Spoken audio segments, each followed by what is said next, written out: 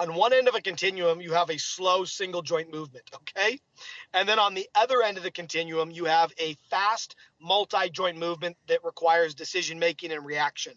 If those are the ends of my continuum, you'd argue the farther you get to the left, that internal side, single joint, slow movement, the more you can get away with internal language because there's less complications available to the movement because it's so simple. But the more you move to the right, you need to have language that provides a focus that is nimble, that is quick, and doesn't cause a lot of cognitive pollution that could interrupt the physical execution of the movement itself. And those tend to be external, and I'd argue even more so, an analogy is a supercharged cue when you get those micro stories right. That was Nick Winkelman, and you're listening to the Just Fly Performance Podcast.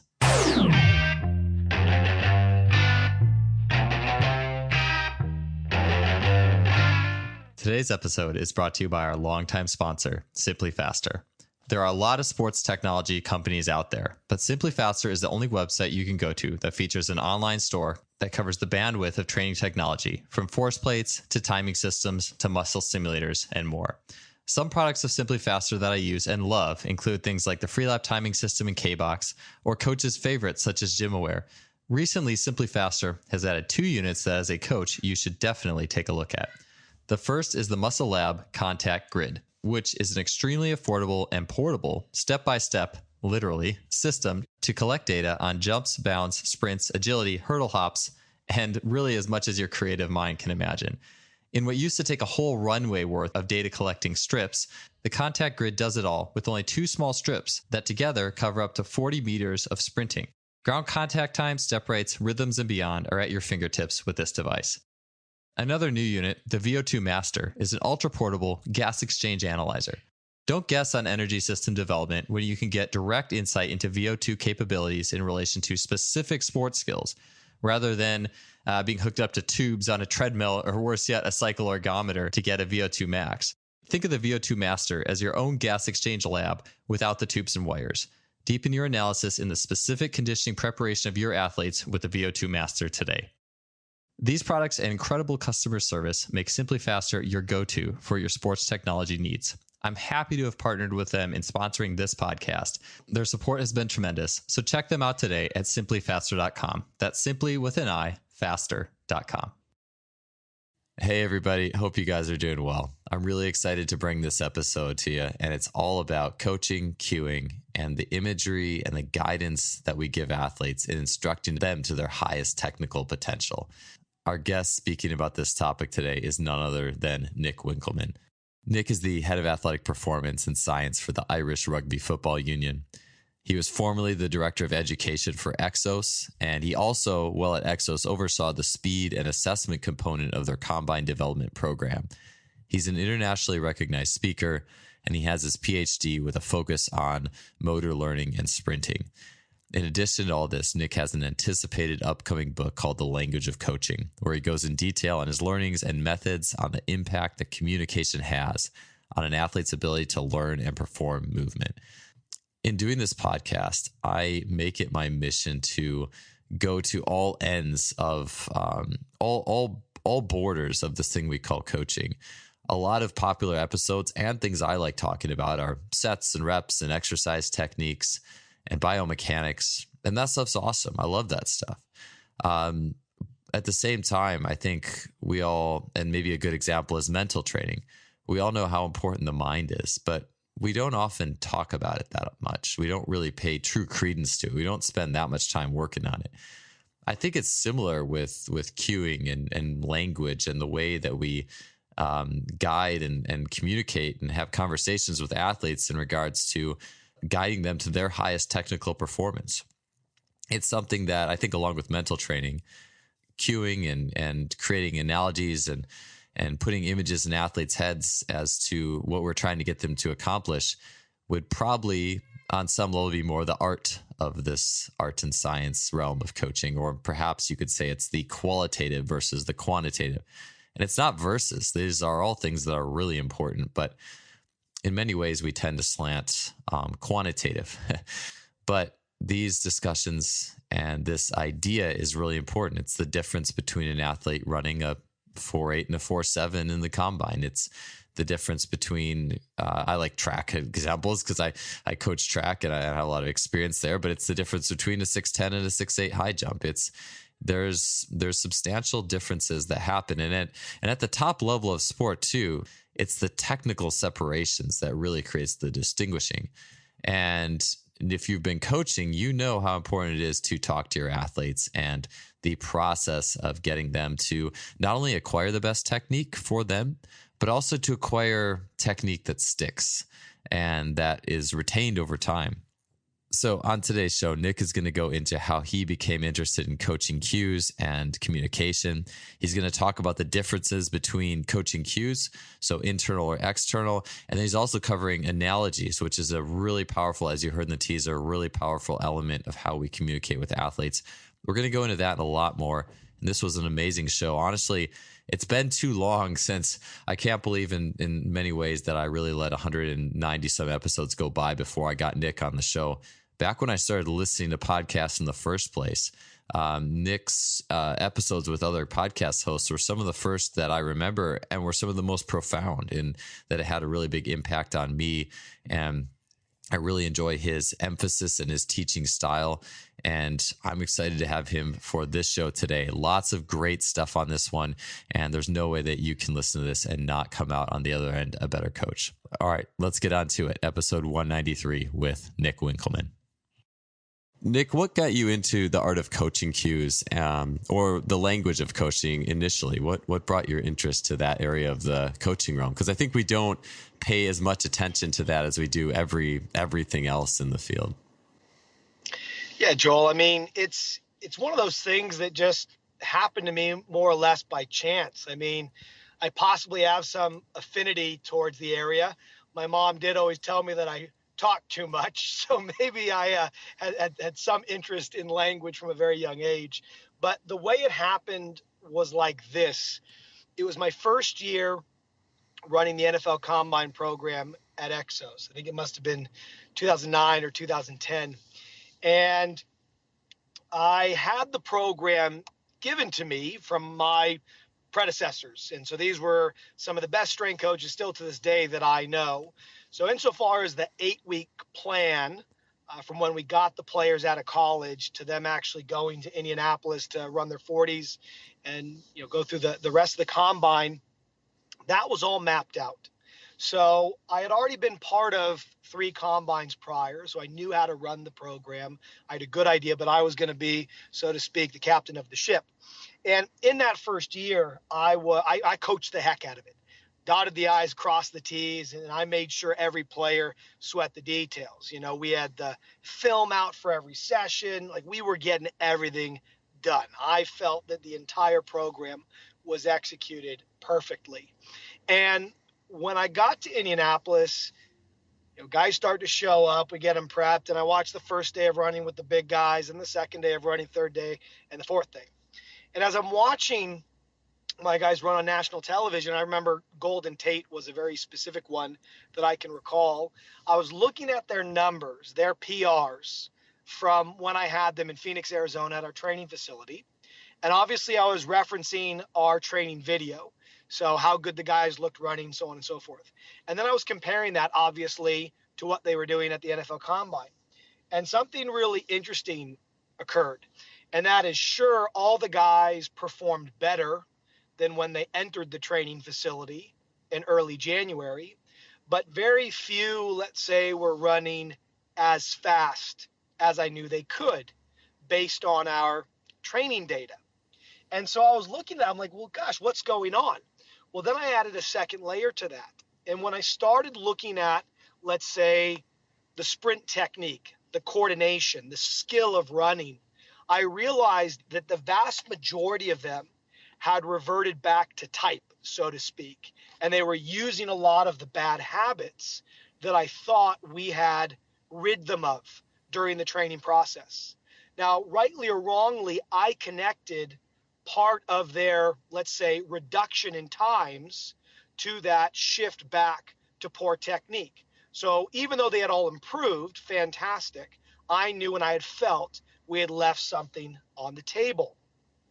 So as I deepened my look at that, something dawned on me. And that was we had put them through an 8-week program that had quite a bit of stimulus. They were sprinting, almost every day. They were doing strength and power multiple times a week. They were on, high-level nutrition plans to optimize their body comp for their personal goals. Like everything was locked in. So insofar as the training stimulus is concerned, there was no questions. It helped all these guys perform.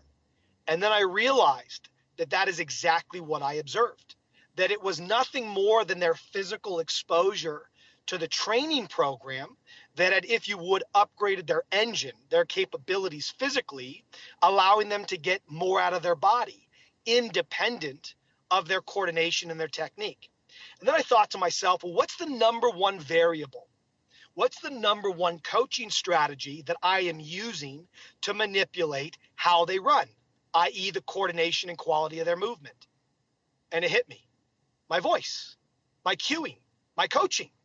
And I was like, in that moment, I realized I had failed these guys. Sure, I had facilitated the program that was going to make them better no matter what. But insofar as my contribution that was unique to me, helping them move better to get even more performance advantage, I definitely had not optimized that. Something had changed between them leaving Phoenix and them running. And Joel, the number one thing that changed, I wasn't standing next to them whispering sweet cues into their ears when they went out there and did it live on NFL Network. And it was from that moment on that I started to study and scratch this itch around the coach as a variable and ultimately get into motor learning. And I think my intuition around the gap was correct. Ultimately, as I started to shift how I coached across what I said, when I said it, and even the learning environment, I started to see those results that I didn't see year one actually be brought to the table. And guys not only ran faster physically, but also because we made changes that stick. Yeah, that's really what it's all about is getting it to stick, because I think that's what all.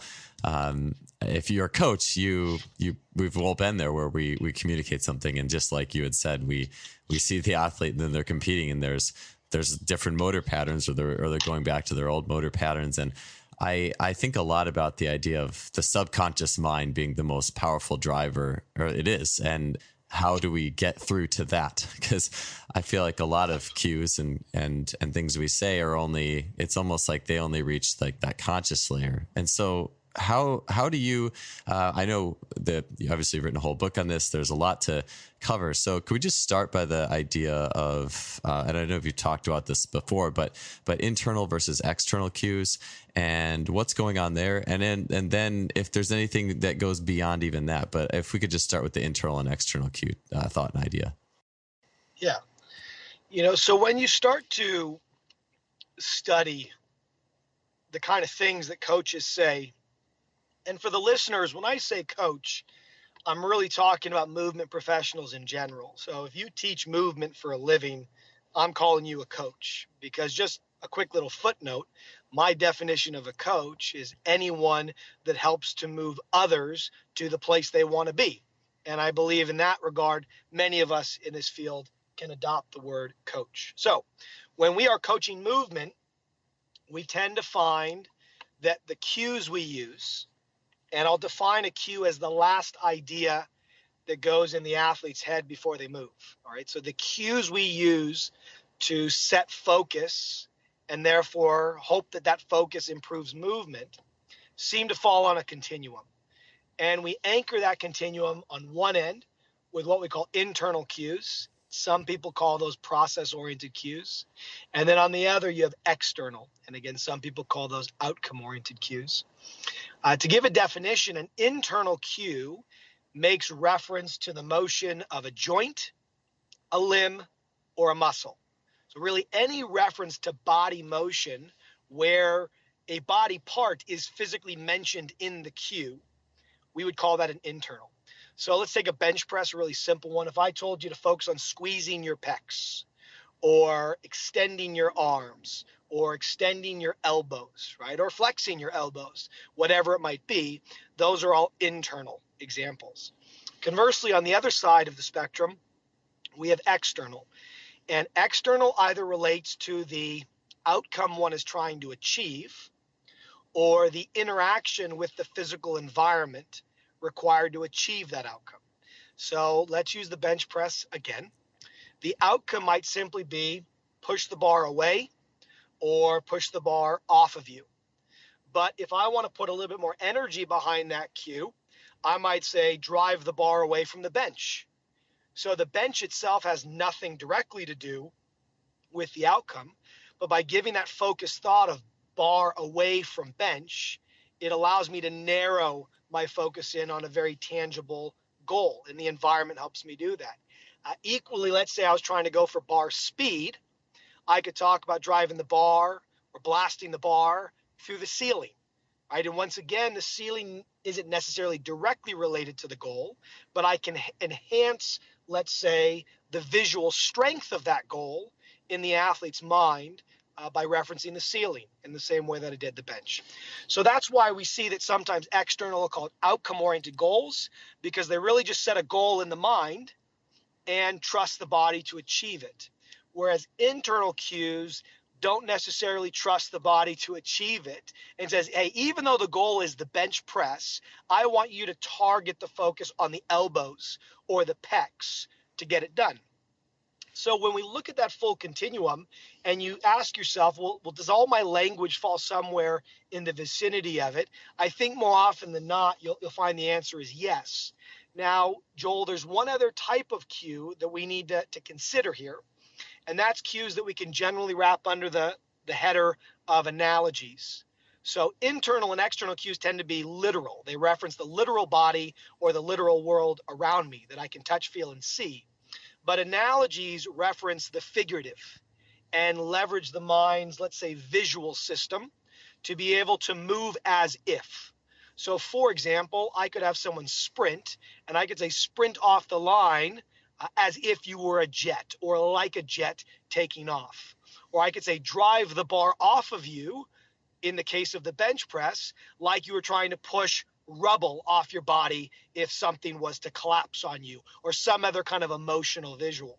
So in all of these cases, the analogy can be brought to bear in the mind to move as if. And I think if anyone thinks of their favorite teachers or even their favorite coaches, coaches tend to be really good storytellers, and they can create these simple stories, these very visually rich stories in our mind that allow us to move as if, making the novel movement easier. So what's interesting, though, is analogies in terms of their effect on movement live on the side of the external cues. So we have external cues and analogies on one side of the continuum and internal on the other. And ultimately, what we know is when it comes to the type of things you should think about while you move, not all the things you should think about, but specifically the type of things you should think about while you move to optimize performance now, but most importantly, learning later, the cues that fall on that external and that analogy side outperform internal language again and again and again when it comes to the evidence, and I'd say my, as well as many other individuals' experience. And just to give everyone a pulse check on when I say evidence, how much I'm talking, well, in my current EndNote where I classify all this research, there's north of 170 research papers that have been accumulating since 1998. And again and again and again, doesn't matter the kind of movement, doesn't matter if it's discrete or continuous, doesn't matter about gender, level, ability, external cues again and again showcase themselves as being superior to supporting performance in the short term and learning in the long term. And most certainly, Joel, we can unpack that to the degree that you'd like. Yeah, awesome. Yeah, so I'd love to start with the idea of you had said right when you were describing internal cues, you had talked about focus, and I think about that a little bit on the level of awareness, and yeah, I like that you had said the reason I asked like is there something else is you had mentioned like the analogy idea too, and because I was like I know there's more than just I guess what we would call internal and external, though you had said the analogy is the external, but with internal cues, is there ever a place that it makes sense to use them. I've heard John Kiley talk about, and like you said, it can bring your awareness to a place. And my thought is perhaps some athletes could use that awareness differently than others. But is there ever a time where an internal cue is a thing we want to look at? And if we do, is there a way to really approach it that might be better than a different way? So really interesting. You use the word, Joel, there, awareness. So let's unpack this a little bit. Let's take our bench press example, okay? And you're my athlete, Joel, and I'm working with you. And we're in a hypertrophy phase. So I'm really looking for more muscle activation, let's say. But I also don't want to deny the fact that let's say you're an American football player, I still need strength and power. And I tell you to strictly focus on squeezing your pecs, okay? Do you consider that cue the same as if I ask you at the end of the set, Joel, how did that feel in your pecs? Was it a strong activation or was it a lighter activation? Or did you feel no activation at all? Now, they both reference the exact same thing, the muscle. But in one case, I'm doing it before the set, and I'm asking you to actively focus on it during the set. In the other case, I'm asking you to tap your awareness because something has already happened, thus you can become aware of it. Do you feel that those are the same as, let's call them, a coaching strategy and a teaching strategy? Yeah, I know. I feel like it would be different. I think that I was going to say, I think there's a big difference between saying actively squeeze and just having awareness of what's going on too. Yes. So I think that's a big part. Okay. So we're getting somewhere here because one of the biggest questions I get asked, Joel, is this exact question around awareness. And that people think because I'm, and rightly so, talking about the difference between internal and external, and we can actually get to where I think internal language is critically important because it is. But in the context of this cue, this thing we say right before someone moves, if I ask you to be aware of a body part during a set, that, in my opinion, and I'll explain it here, hopefully logically, is very different than telling someone to actively use that body part and focus on it.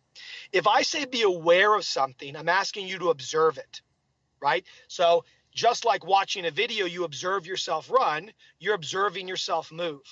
Insofar as the brain is concerned, that is very different than from a top-down, brain to body, hey, I want you to actively think about squeezing your pec or extending your elbows.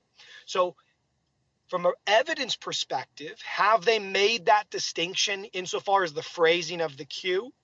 No, they have not. And I would be very interested to see the difference. In my mind, they are miles apart. When I give someone an internal cue and tell them to actively move a joint or a muscle, I am constraining or rather defining that complex movement by that micro component. Conversely, if I simply ask you to observe something in motion, I'm not dictating how that motion takes place.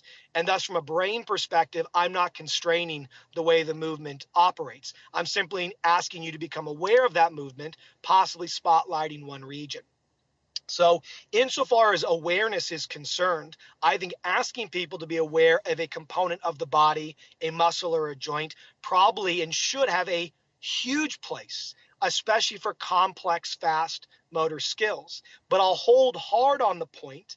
I cannot think of any logical reason to ask someone in a feed forward manner to actively move that joint or actively move that muscle, because you're asking the brain to do paradoxical things. You're asking the brain to control the complexities of an entire multi-joint multi-joint movement, while still putting all the attention drawn by the cue onto only one part of it. In terms of the neurology around attention, that is physically impossible to do, which is why we see a constrained effect on the movement. You're listening to the Just Fly Performance Podcast, brought to you by SimpliFaster. Yeah. And I see that a lot in young athletes too. Like I've worked with a lot of like young, like club track athletes, and these kids, you could tell in just watching them who was told to like drive their knee when they high jump because they don't Yeah. get off the ground, Yes. but then their knee shoots up. And I'm just like, who told you to do this?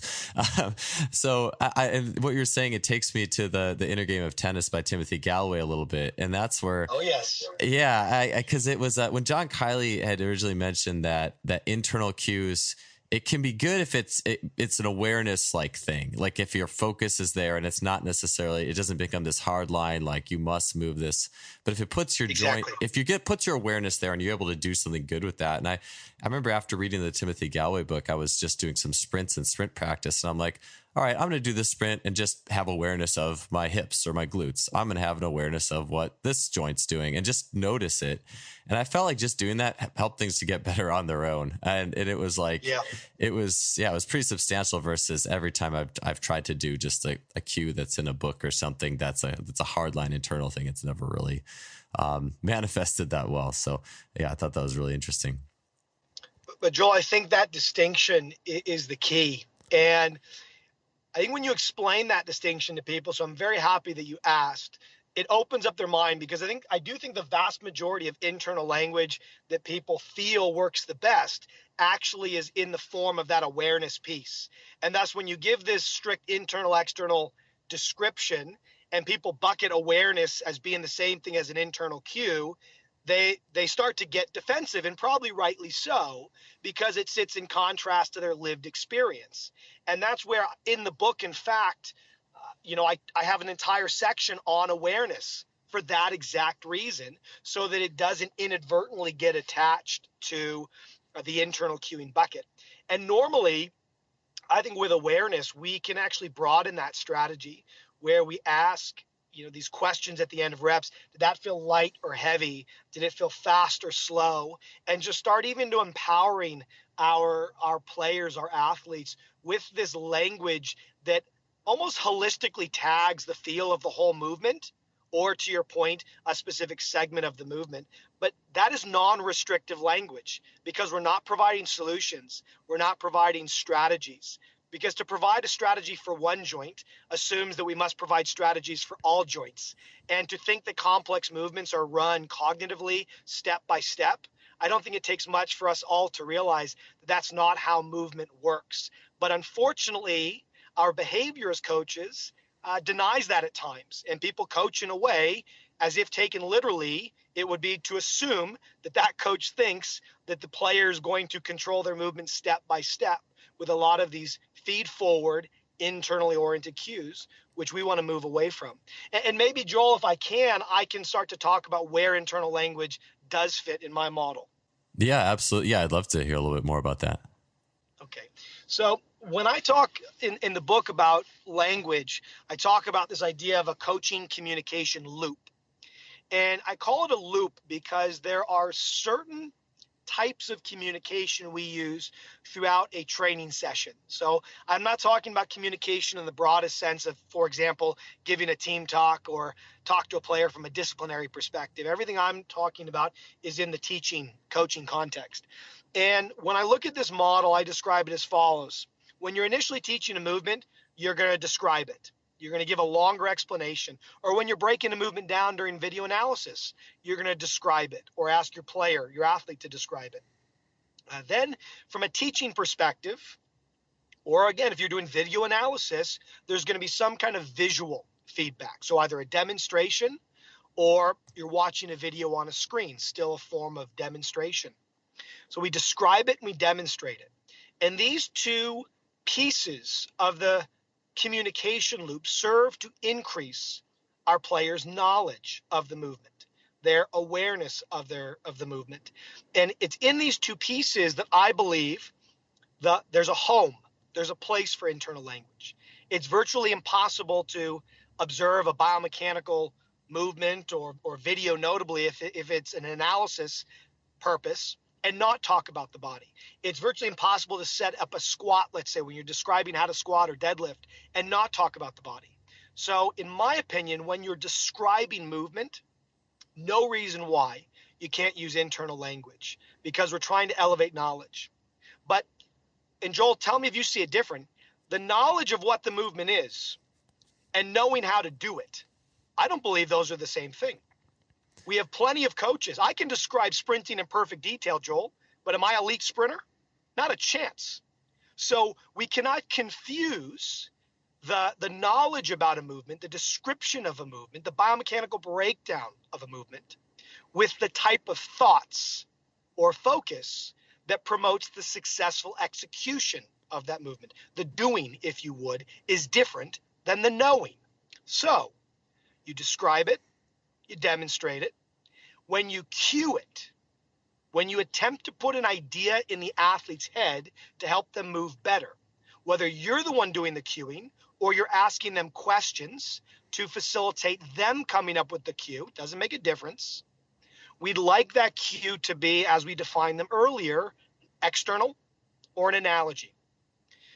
Then they do it. And obviously we need to be in a position to observe and watch them move. We should be silent while they're moving as to not distract them. And then we debrief it. And once again, when we debrief it, it's a conversation. I believe coaching is about conversations between myself and my athlete. And I might ask some of those awareness questions. How did it feel? I might give them a choice, heavy or light. It might be more open-ended. Talk me through your thought process and what that felt like to you. But either way, I use that debrief to understand what was going on in the player's head and use that alongside what I visually saw. And ultimately, if you think about what we use that information for, Joel, we use that information to upgrade or repopulate a new cue, confirm we need to use the same cue, or possibly start again because we cued the wrong thing in the first place. So I call that the DDCDD model. Describe it, demonstrate it, cue it, do it, debrief it. I call that big one, those 5, that's the long loop. The long loop. Once I've taught a movement for the first time, or someone's aware of the movement, then I go to my short loop. Cue it, do it, debrief it. Cue it, do it, debrief it. And it's that debrief at the back end and that describe on the front end that create opportunities to talk about the what, talk about the movement, use terms that elevate our knowledge of the skill. But we want to understand that explicit knowledge of the skill is different than the implicit knowledge one needs to perform it. And that's why the cue, the only resident in that cue, is analogy and external. Its neighbor is internal in the description and the debrief. So it lives on the block. It's in the neighborhood. But the cue itself, we reserve that for external and analogy. And think about any movement you've ever performed in your life as a coach or as an athlete yourself, and reflect when you were in that flow state, when it was going well. Your mind is not on your body. It's on the outcomes your body is trying to achieve. And the last point, the footnote, is this. People say, well, but I need to teach them how to control the movement. I need to teach them how to get all these parts to work together. And I say, yes, I agree. And my models, and I would guarantee reflective of a lot of work people already do, can get to that nuance, can get to the micro without sacrificing the macro. It's all in the language we use. Yeah, I like to, as you were talking, I just think about the idea of the coach who the athlete does a rep, then the coach says, do this. And the athlete does another rep and the coach says, do this. Like, it's just, it's so funny, but it happens all the time. Right. But I love the idea of how you're talking about this. It is a conversation. And to the idea of not asking the athlete at any point, like how they felt or how they're perceiving it. It's such an important element of all this. I often think of sometimes I feel like we should rename coach to like facilitator or you're making the athlete an ambassador for their own performance rather than thinking that you as the coach is gonna have all this cue bag and you're gonna like mold this athlete. It's like it's got to go through their own subconscious mind. Yeah, it's coaching from their perspective. Yeah. We're trying to coach from their perspective, which means we need to invite them to share their perspective so that they might invite us into that. And we can then identify the situations where their perspective and knowledge and feel is enough. And then we just mirror it. We echo it and say, yeah, have a go. And when their perspective is incomplete, and thus we give them a crumb, we give them a cue or a clue to help them get there. But the more they can own it, the better. Ultimately, they're the one running. They're the one performing, not us. In terms of so the other side of the opposite side of the internal cue, the external, and then the analogy. Could you go into some ideas on when an external cue or a cue like that's related to the environment outside the athlete would be a good thing to do versus an analogy? Are there some athletes that an analogy may be better than an external cue? Is there situations that, based off the feedback of the athlete, it's like, okay, let's move away from an external, move into an analogy? What are some big differences there? So typically, I'd say the more complex the movement is and the faster the movement is, the more analogies come into play. So, and don't take my following statement as me advocating for using internal cues while people move. But in principle, on one end of a continuum, you have a slow single joint movement, okay? And then on the other end of the continuum, you have a fast multi-joint movement that requires decision-making and reaction. If those are the ends of my continuum, you'd argue the farther you get to the left, that internal side, single joint, slow movement, the more you can get away with internal language because there's less complications available to the movement because it's so simple. But the more you move to the right, you need to have language that provides a focus that is nimble, that is quick, and doesn't cause a lot of cognitive pollution that could interrupt the physical execution of the movement itself. And those tend to be external, and I'd argue even more so, an analogy is a supercharged cue when you get those micro stories right. So that's how I would approach it. Now, it's interesting. At a recent workshop I was doing with a Major League Baseball organization, I asked them that very question. So now we've gone through external cues and analogies. What do all of you think are the best types of cues or the ones that you found are most effective for hitting and pitching? And Joel, it was clear as day when you looked at the examples on the wall, and their answer simply reflected it. Analogies. That they all agreed the vast majority of the type of thoughts, and many of them were ex-players, that even they used that allowed them to transfer things to competition when it mattered, came in an analogy form. Because analogies are nothing more than little visuals in the mind. Comparing your movement, like to a jet taking off, or loading your hip. Instead of thinking load the hip, you think bump the door closed. You know, we've all imagined holding all of our groceries and the car door or the front door is open. What do? You give it a little bump with the side of your hip. Well, there's something called the gather in baseball that you need to load into that back hip. So bump the door is a quick way to get that gather, that movement right. And it's far easier to think about that because bumping a door in real life requires the whole body to achieve a central goal. But telling someone just to load the hip just isolates out the hip and possibly leaves out the rest of the body in the way the coordination is perceived. So analogies hide complexity, Joel, and that's what's brilliant about them. It's like a USB stick with all this data, or a Trojan horse, right? There's all this data inside this Trojan horse, but all the brain sees is a simple horse. And that's what analogies do. They allow us to download biomechanical data into the motor system, but cognitively keep a light, fluffy, cool idea that's easy to apply in real life. Oh, I love that. Is there like in your book or just anywhere, like kind of a database of different analogies because I've seen internal and external cues. I've seen coaches write, okay, here's some weight room movements. Here's the ways you could internally cue it versus an external cue. But I've never seen like an analogy like data. I'm sure, but that's just like the art, right? Like every coach has their analogies too. Yeah. You've heard well, them they do and they don't, Joel. They do and they don't. Well, yeah, you wish every coach wants them. They want to use them, but I find a lot of coaches when I give a lecture on analogy, like, dang, I'm just not creative. I hear that all the time. But guess what, Joel? I was one of those guys. I was not using analogies. I wouldn't even say they were 10% of my cues when I started this journey. And now I'd say at least 60% of the things I say are by definition an analogy. So in my book, chapter 6 is called Going Analog.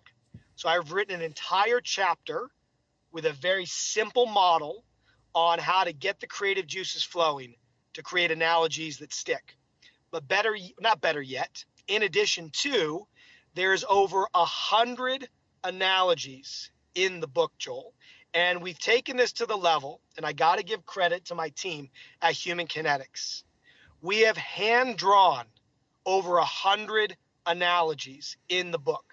And we've taken a live model that did the actual movement real time, and we've transported them into this live action cartoon hand drawing type feel to give the reader the essence of what our visual system is doing, to reinforce the power of these little morsels of information that people just can absorb without having to overthink. So it's probably one of, if not the most exciting things about the book, is we've taken one of the most important concepts that very few understand how to actively, by choice not chance, bring into their coaching toolbox, and I believe have not only given plenty of fish, but a blueprint on how to build a fishing pole for themselves. Yeah, that's awesome. Yeah, I was just saying, as soon as you're talking about this, like, where's the list? I want to see all that. And yeah, and you're right. Like, creativity is huge. And I agree. I think we all can be creative. And I think a lot of it too, sometimes I think the most creative coaches are the ones who haven't actually gone through a lot of the formal education and just came up with the creative ideas themselves on how to communicate. I mean, we all have those coaches who had those analogies, who probably didn't even have that much education in their name, but just knew it worked, and they were creative and came up with it. And I think sometimes we almost hamstring ourselves by, well, what's the exact, we all just live in the internal external box sometimes. I'm really glad you mentioned that. But Joel, there's a parallel there. Think what you just said. There's a parallel with what we're talking about with our athletes' minds. And that is, your observation is sometimes the coaches without the formal education, their education is in life. So they actually don't have all the biomechanical jargon to call upon.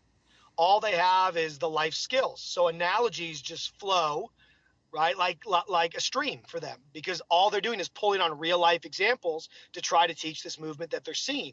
Well, the same thing applied to the body. If we give our athletes all these internal cues, we're creating the mental makeup for choking under pressure. We're creating the mental makeup for them to go back to the detail when all they needed was the simplicity. And, some of these minds of our players, we all know the overthinker, the one who literally, their brain is a magnet for information, and they want to bring all that information into the moment when they move. But if we didn't overload them, we gave them only as much detail as required, but we kept their headspace reserved for these analogies, these simple thoughts, these rich outcome-oriented cues and visuals that allow the movement to form as we'd like it. And we learn how to hide the detail, not discard the detail, but hide, mask the detail in the external cue and analogy. We can make our players be like that old school coach that knows how to do it. And one of the reasons they know how to do it is because they don't have all the knowledge about it. You're listening to the Just Fly Performance Podcast, brought to you by SimpliFaster. Yeah, I love that stuff. And I like you were saying, there's almost that bandwidth of the slow movement. You can get away with some internal stuff. The faster the movement has to be more in the external than analogy realm. But do you think there's the same bandwidth for the underthinker? Or I don't know if there's such things. I guess there is. But like the athlete who's just totally instinctual, doesn't think about it. And then you have on the other end, the overthinker. Do you think that there's types of cues that work differently for athletes on that thinking, conscious mind bandwidth? Because we all know the overthinker. Yeah, the overthinker is going to seek out the detail, whether or not you give it to them. And now with Google, all of our players can do that. They can internal cue themselves to death if they want to. And so when you're dealing with an overthinker, you have to know how to be a cue converter. And so when I start talking to them and they're like, listen, I'm trying to get my hip hike in this spot. I need my external rotation, and my rotator cuff was just off today. When they start talking like that, I'm not going to be dismissive at all, because then we start to erode their psychological state. So I'm going to mirror. I'm going to say, yep, absolutely spot on. But then I'm going to ask them a question. So what do you think we can focus on simply to achieve that on this next set, next rep, or in competition?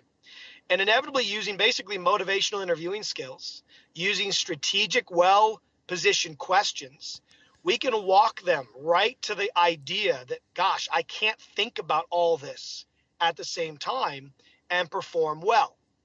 And so, a great example to illustrate that to the overthinker is this. tell them the following story. There's a story of Einstein going to golf. I don't know if it was the first time, but it was one of the first times. And he got a golf instructor.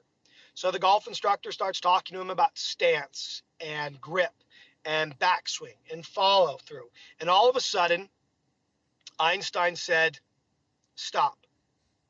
And he went over to the bag and he grabbed as many balls, many golf balls as he could in his hands. And he said, okay, ready, catch. And he threw all the golf balls at the instructor. And the instructor gave him a look. He's like, me trying to remember everything you just said is like you trying to catch all these balls. I need you to give me one idea so I can swing this club.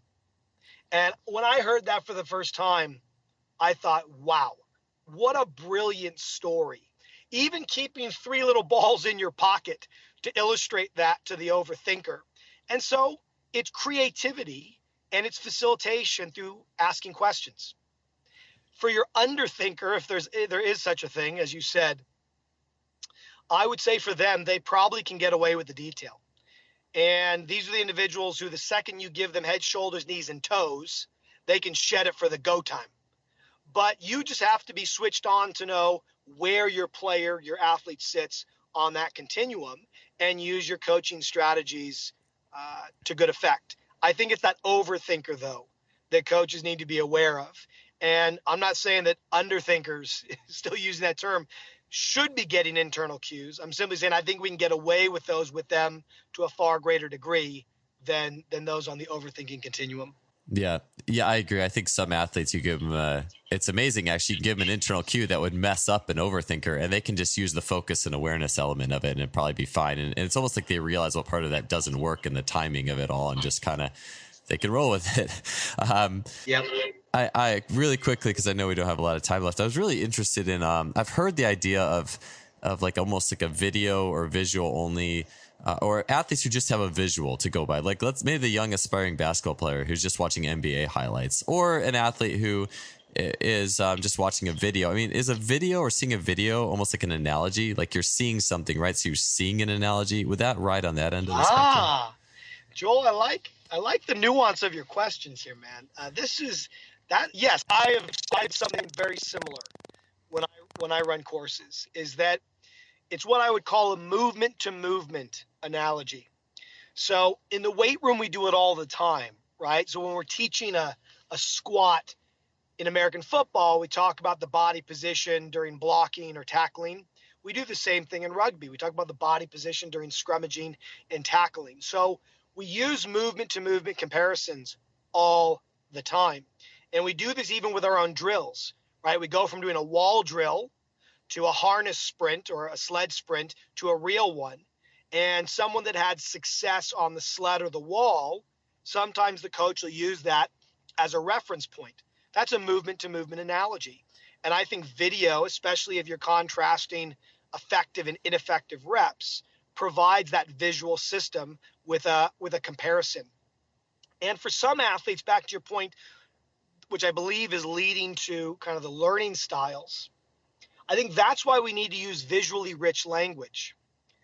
Oftentimes, the instructional technique, that classic coach that is didactic, tells, talks before every rep, gives the world or domain of instruction generally, Joel, a bad name.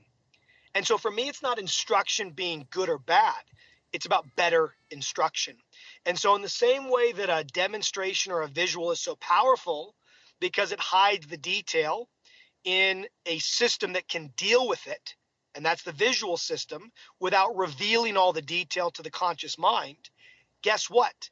That's the exact same thing that's going on with an external cue and analogy.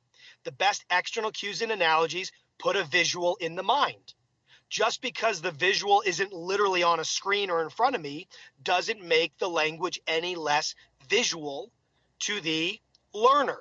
And ultimately, whether I'm seeing something or hearing something that causes sight, in both of those cases, we know they're more effective techniques because they're brilliant. They hide the detail, giving the conscious mind just the intention. It's like I put the GPS destination in. I don't know all the coordinates that this system's going to take me on to get me there. I simply give it the destination and boom, I'm there. I think that's a useful analogy on why external cues, visuals, and spoken analogies are so effective. You give the brain the outcome, the destination, you phrase it the right way, and all the detail to get there is downloaded. Yeah, I love the idea of just giving the conscious mind the intention to. Like that's what it can handle. That's what it can handle. Awesome, man. And I'm sure this would be a whole other show, but just the emotions behind analogies too, and emotional response. Yes. Yeah, we need another hour for that. Quickly, I'll give you a soundbite, Joel. I'll give you a soundbite. Emotions are like hashtags. Literally, they are.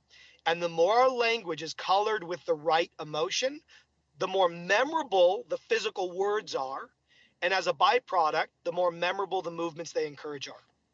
I love that. Because how often do we think of what emotional response is our language creating in the cueing and coaching process? We want to be motivating and inspiring, but I think that creating a picture that can, especially with the analogies, there's so much room to inspire people emotionally in analogies of all athletes. And I think especially young athletes, but definitely all athletes, Okay, I got to give you a story. Here on that because you triggered something here. Association, right?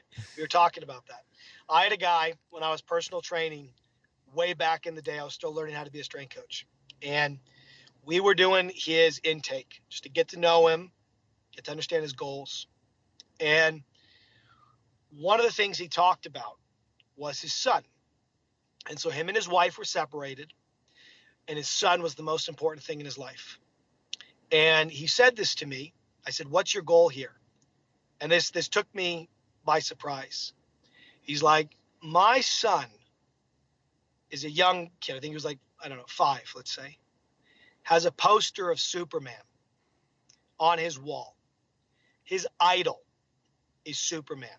He said, "So my goal is to be his Superman. Everything I'm doing in my life, working out, eating well, being a good person, spending time with him, I want to be my son's Superman." Now, I'm an emotional person, Joel, so I had to hold back tears because I was like, man, this is going to be a great guy to work with. And I'll never forget it as long as I live. We were doing an RDL, okay? A single leg RDL. And this dude was a bent nail, right? We all know this. Shoulders were hunched over, leg was down. His body was the opposite of straight. So we get done with the set.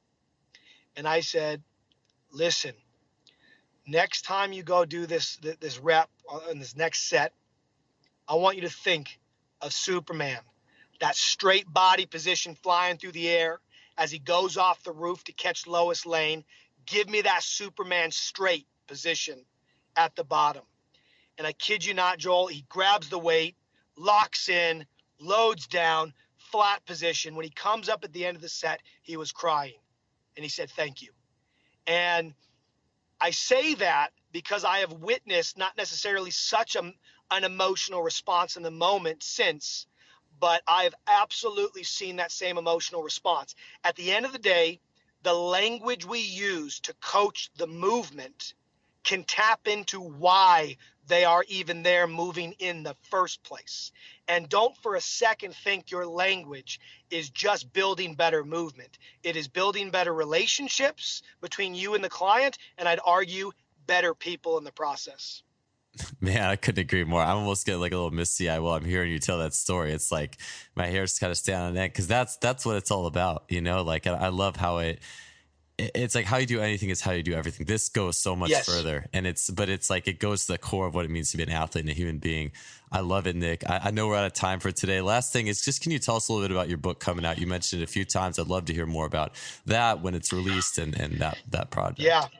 So the book is The Language of Coaching, the Art and Science of Teaching Movement. You can't miss it. It's a bright yellow, green, and black cover with words all on it. And a sprinter. It's coming out from Human Kinetics. Its drop date should be April 20th or 23rd, somewhere in there. I mean, it ships. It's currently available to pre-order on wherever you like to pre-order your books, Human Kinetics, Amazon, and the like. So from a pre-order perspective, it's there. I'm putting a lot of detail and marketing out there on Instagram and Twitter, Both of them are at Nick Winkelman. You can also join the Language of Coaching group and page on Facebook. More and more will be going on both of those. And the group on Facebook, I will be addressing it, if not daily, weekly, for any questions that people have on the book. My goal is to create a conversation about conversation. This is a book about the language that we use to help others optimize what they want to do from a movement perspective. And so those would be the main areas, my man, to find out more and to get your hands on the book. That sounds awesome, man. Well, hey, I really appreciate the chat today. And man, I feel like I could talk for hours about this with you. I love this stuff. And yeah, your book sounds amazing. So thank you so much for your time, Nick. I really appreciate it. Thanks, Joel. Greatly appreciate it as well.